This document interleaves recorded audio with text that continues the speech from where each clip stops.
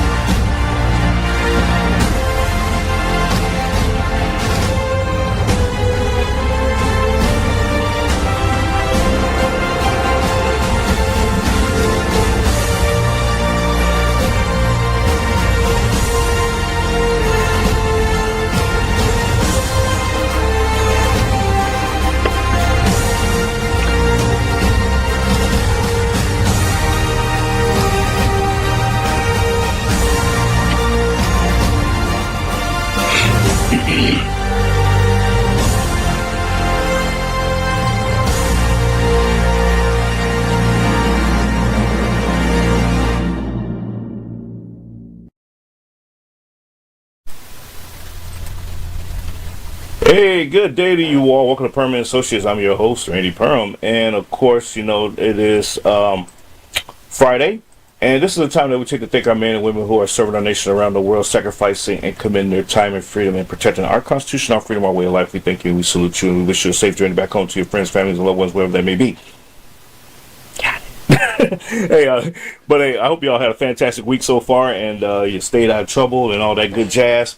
And it's a lot going on this week, and I got a special guest with us today to kind of cover the most important thing that happened this week. And we have none other than, his name is Salvador LItvak. He is the author of Let My People Laugh, the greatest Jewish jokes of all time. He was born in Santiago, Chile, and moved to New York at the age of 5. He is a graduate of Harvard College, NYU Law School, and the School of Theater, Film, and Television at UCLA.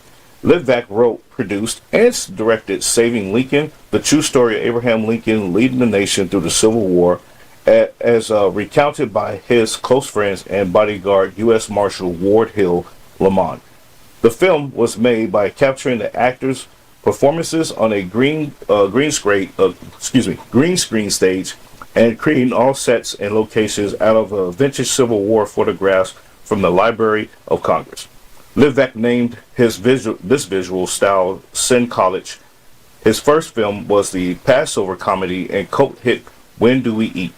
LItvak wrote both films, and his wife Nina Davidovich LItvak. He also blogs as the accidental Talmudist for the Jewish Journal of Los Angeles. Ladies and gentlemen, introducing some and presenting the others, Mr. Salvador LItvak. Good morning, sir. Welcome. Yes, thank you for being here today. Appreciate it. I wanted to ask you, during your time at Harvard and NYU, was the campus atmosphere anything like we're seeing, in recent history with their riots and all that stuff that's going on? Did you experience any of that when you were in school? We just wanted to drink beer and meet girls. I mean, it was a totally different world. Yeah. I was gonna say, that was a way of past time right there back then. But yeah, I guess they don't know anything about that. You might want to go back and educate them and say, hey, this is how you really. But yeah, there was a time in American colleges when boys were boys and girls were girls. Who could imagine such a thing? That's true too. Now we have the in betweens and the extremes, and so. But I'm glad, I'm out of college myself, and I live down the street from the University of Texas, Austin, and they're somewhat, from what I've seen, anyways, they're somewhat normal. So, but I still stay away from them. I'm just like, they're like, you'll never come up to the campus. No, if I can help it, I will not. So, but I want to get your thoughts on this week's historic, if you will, peace deal with between Israel and Hamas and the release of the hostages, the ceasefire. which I heard that Yeah, I was gonna say I haven't verified this, but I heard that the ceasefire is broken yesterday. But all in all, the overall peace deal. What are your thoughts on that, sir? listen, we've been praying for the return of the hostages since October 7th.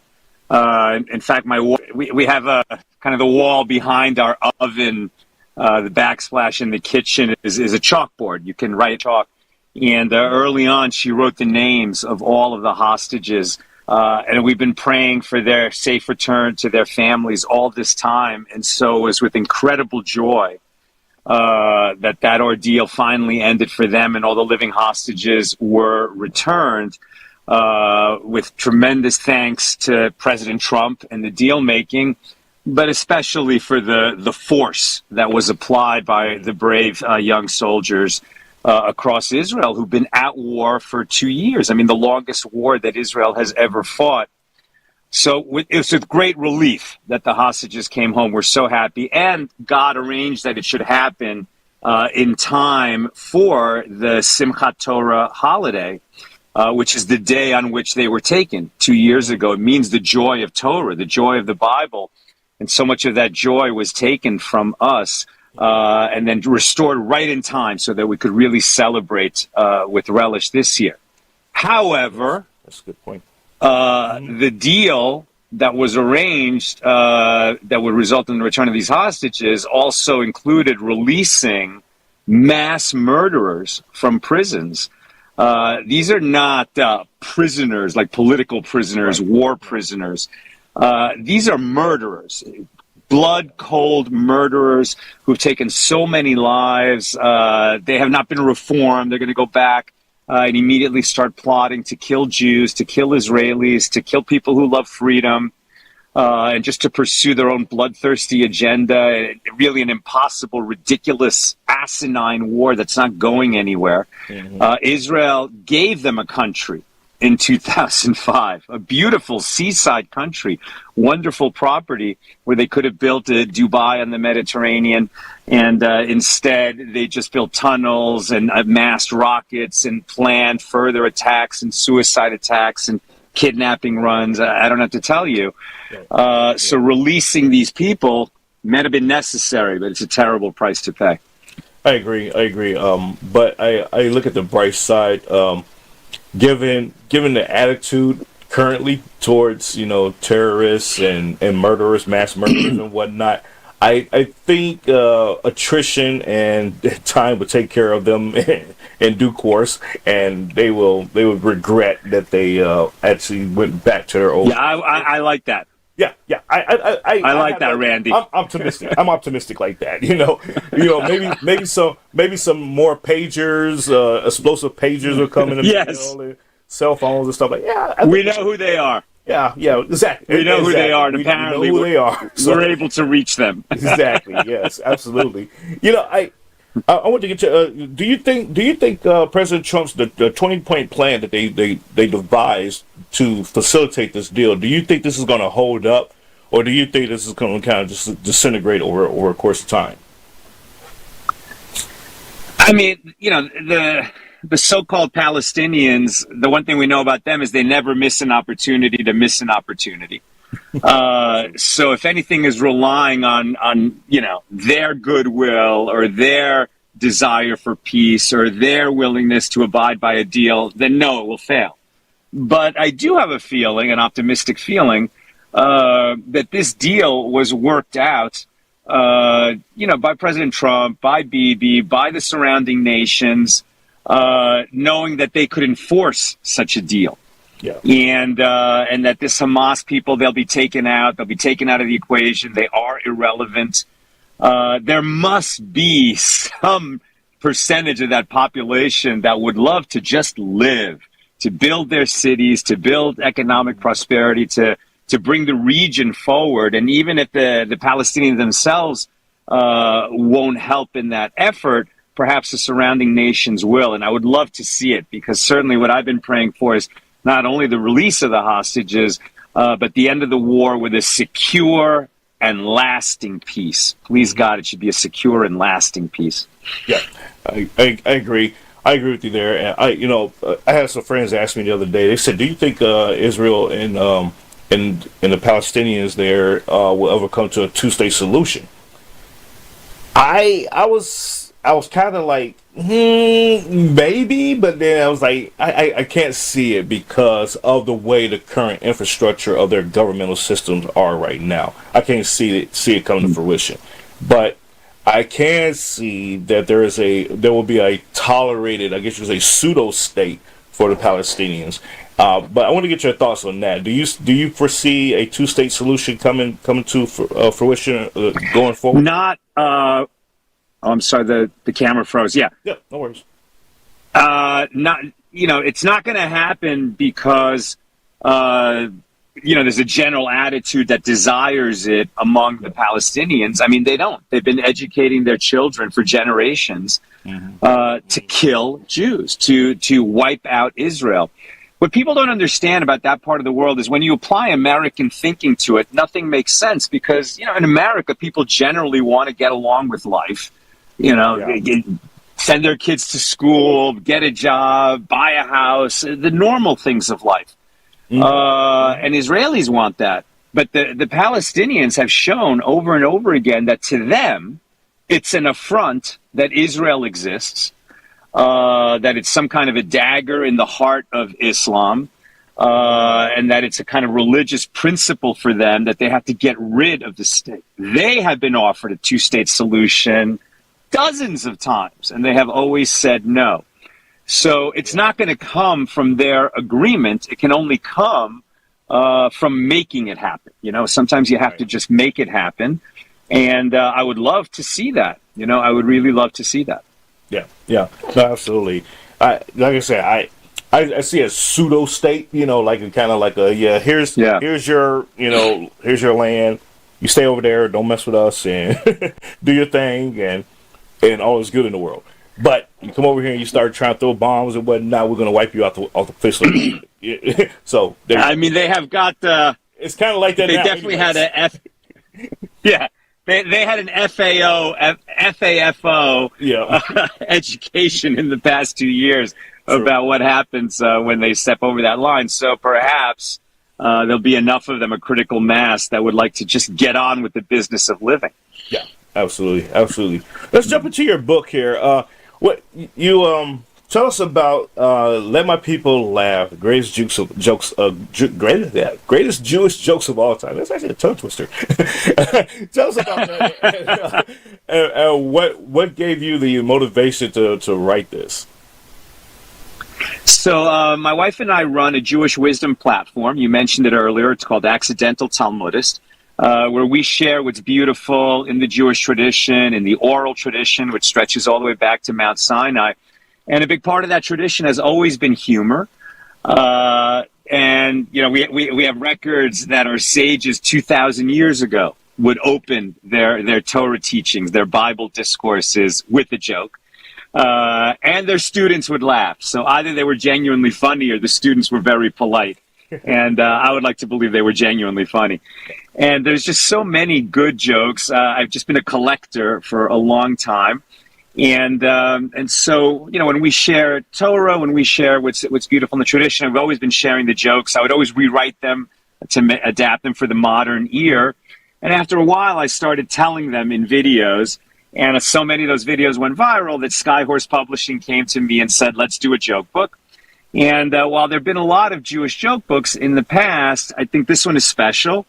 Because for two reasons. Number one, it's curated. It doesn't have 1,000 jokes or 400 jokes, many of which aren't that funny. It has 162 great jokes. And it's arranged so that you can find the joke for the situation that you need. There are lists at the front of what's the best joke for a wedding toast, a fundraising speech, a business lunch, a golf outing. The situation where you need a joke. I have the right joke for you. Got it. So has there been like any pushback or any like, oh, this was offensive kind of thing with the book, or or is this all just kind of like basically clean jokes that everybody can agree that they're funny type of thing? Unless you have sympathy for terrorists, I don't think anyone has been offended. Or politicians. So one joke that's gone over quite well several times is a rabbi, a Hindu priest, and a politician go hiking. And they're supposed to stay at a hotel, but they get lost on the trail. They can't find it. They end up knocking on the door of a farmhouse, asking if they can spend the night. The farmer says it's no problem, but I only have a small guest room, 2 beds. One of you has to sleep in the barn.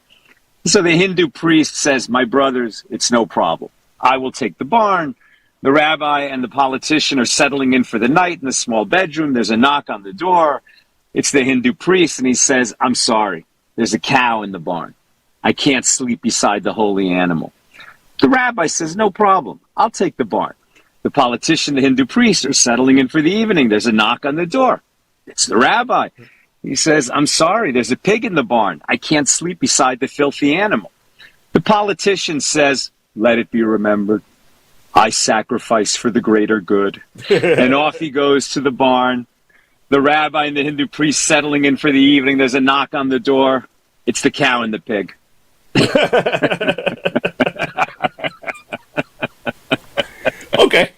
Okay, I can see that. I, on the other hand, I'd be like, I have no problems going out to the bar because I will have a very fine meal that evening. Some pork chops, some prime rib. And prime rib. Yeah, they were like, no, you come in the house. I want to get into your movie here, and so I'm gonna play this trailer, and we're gonna talk about it on the back end here. Awesome.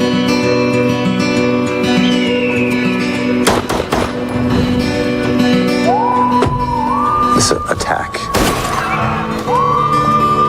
It's personal to me. This crime against a Jewish community will not go unpunished. Down. His name is Clay Gibbons. That is a sick joke. And he drives a Mack Green GTI with Nazi insignia. Get your hands off my son! Your son's a member of a white nationalist hate group. Dad! It was a rap room! I lost everyone, but I survived. The question is, are you going to be a sheep or a shepherd? Told him what I found, then he was killed. What did you find? Why you want to play detective? Because no one else is. Isn't the killer in custody? The suspect is in custody. You don't control me, Alan. You controlled you. You blew it. Are you gonna find who did it and get me out of here? Yes, I am. When your enemy tells you that he wants you dead, believe him.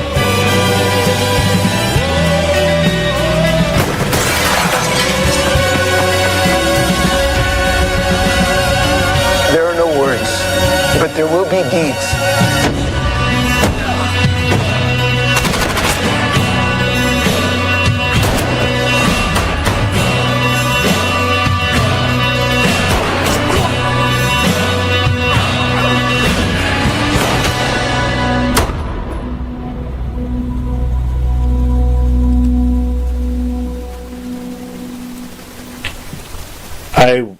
I wanted to watch this movie before we got together, and the week got away from me, and I even started it last night, and life got in the way again. I was like, ugh!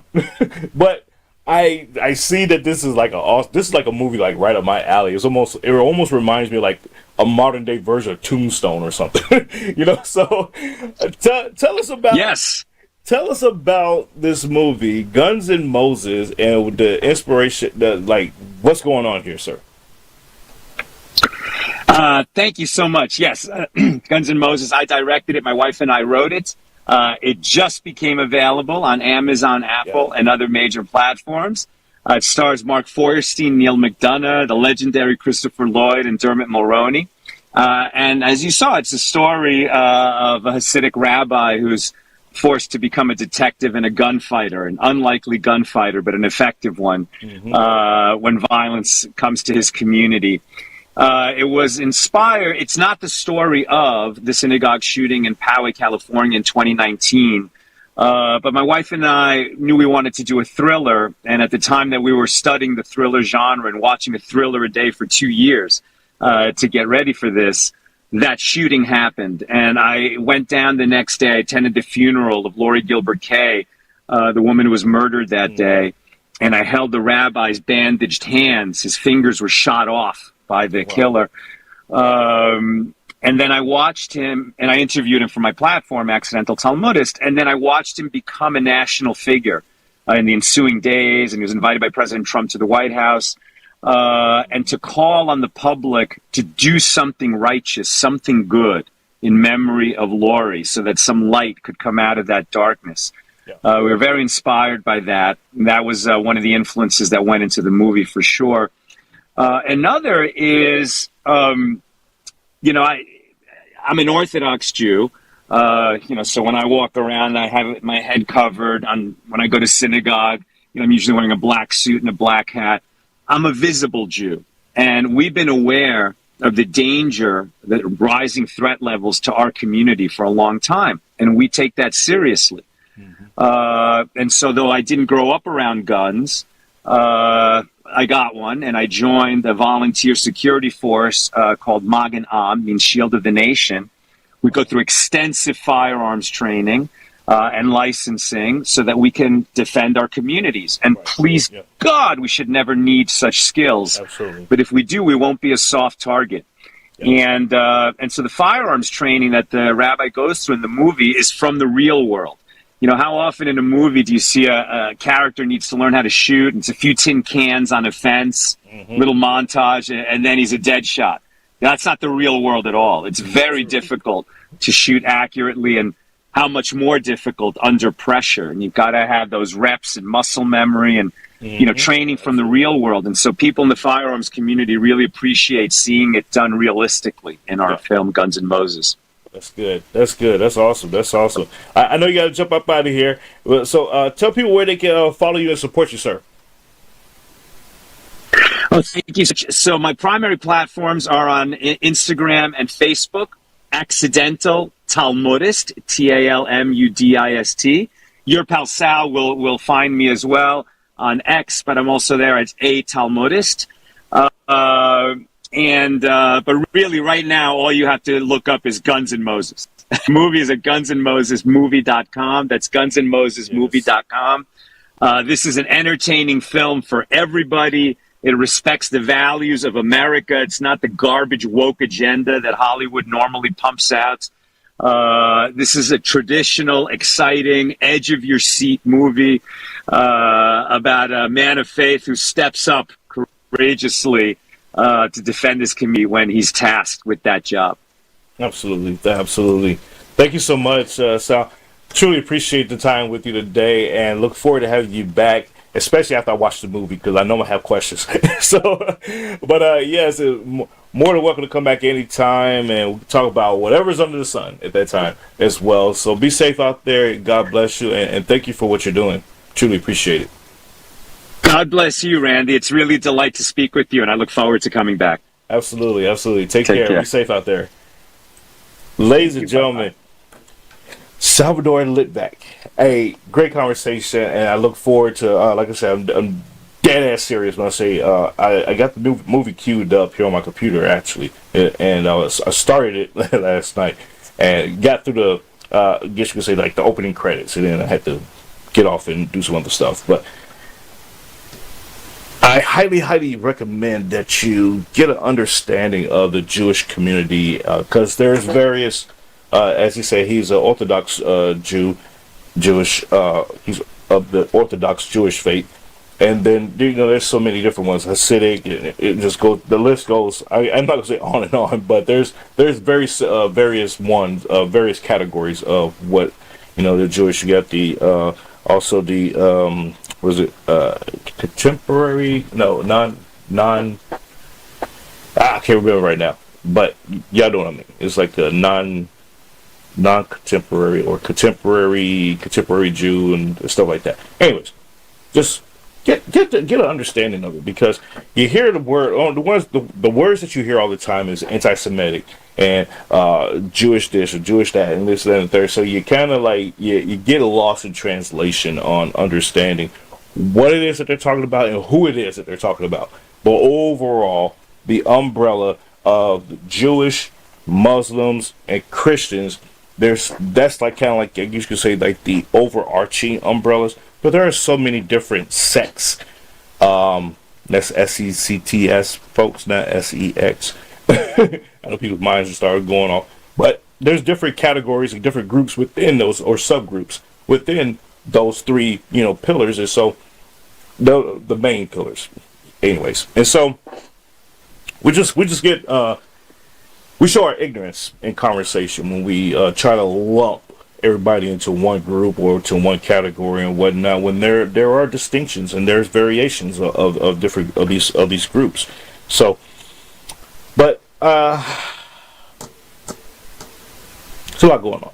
A lot to keep up with. And in conversation with some folks on Facebook these last few days, it shows the level of I'm not gonna say stupidity. I'm trying not to bash here, but the level of misinformed, ill-educated, misguided that's on social media right now, and people regurgitate things from their silos that is like just abhorrently incorrect, and then when you correct them, they get mad. You show them the evidence, you show them the proof of where this is actually what it is that you're talking about and not what you're talking about. And they get mad and they want to name call, they want to block you. I got blocked the other day. Person sent me a friend request and I kind of like, who's this person? We had like 2 mutual friends in common. And I said, okay, whatever, I'm a politically public figure, so I'm always getting friend requests from people, so that's fine. I accepted a friend request. A couple of days later, something that they posted, popped up on my newsfeed, and I responded. And the post was the MAGA crowd is awfully quiet, and I didn't know what they were referencing to at first until I had to go into the comments and kind of see what the general conversation was about. And I responded. It was a simple, well, there is not a reason for this MAGA crowd to respond to that. And I guess she kind of got triggered and assumed that, I was a MAGA crowd member. And, I am, but, just still. But she just went into full attack mode right out the gate, and I responded back cordially, professionally, as I always do. And somebody else responded to me, and I responded back to them, and they seemed to have agreed, with my approach, with my response, and she blocked me out of the whole, off her page and everything. I said, "Oh, that's sad. Couldn't have a dialogue, couldn't have a conversation." Oh well. But folks, I want to jump up out of here. It's Friday. It's the time that I take to get up out of here early. Earlier, now that the show's kind of been reduced to 30 minutes generally. Yeah, I'm getting up out of here early today. And please go check out Salvador LItvak's book and the movie. Like I said, get an understanding of what's going on in the Jewish community, and see how you like that. And later this afternoon, I'm gonna check it out myself. So, all right, y'all folks, I will holler at y'all later. Be safe. God bless you all, and have a fantastic weekend. Ciao, ciao. I hope you enjoyed today's program. You can follow, like, share, subscribe on Spotify, Substack, Rumble, YouTube, Facebook, and your news. And also, you can download Let the Truth Be Told app on your favorite streaming platforms such as Fire Stick, Apple TV, and Roku. Take care. God bless.